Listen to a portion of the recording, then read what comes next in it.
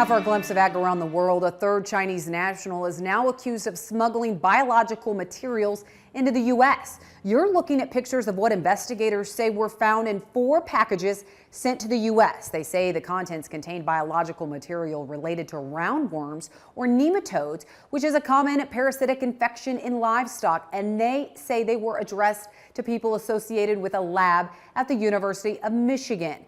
One of those that arrested is a citizen of the People's Republic of China. They say she is currently pursuing a PhD from a university in Wuhan. Over the weekend, Han arrived at the Detroit airport.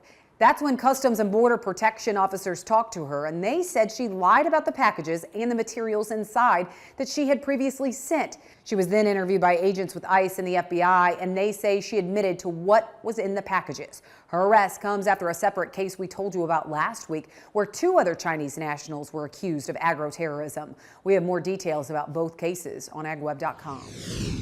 Well, the lack of business from China was a big factor when it came to pork export numbers in April. The U.S. Meat Export Federation says pork exports for the month totaled over 237,000 metric tons. That is down 15% from a year ago and marks the lowest number in 10 months. Exports to China, which are mainly pork variety meats, declined 35% from a year ago.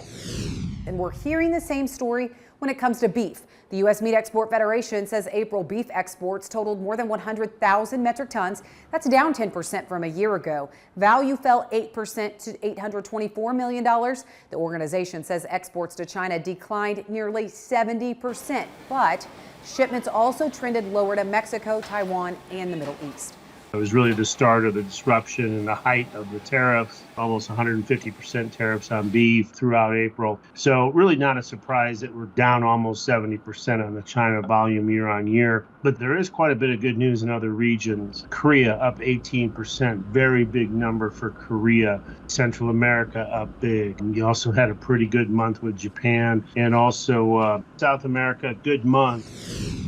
That's a glimpse of ag around the world. When we come back, we've been covering it, but ag groups aren't happy with the major Make America Healthy Again report and the potential impact on agriculture. Michelle Rook digs into the details next.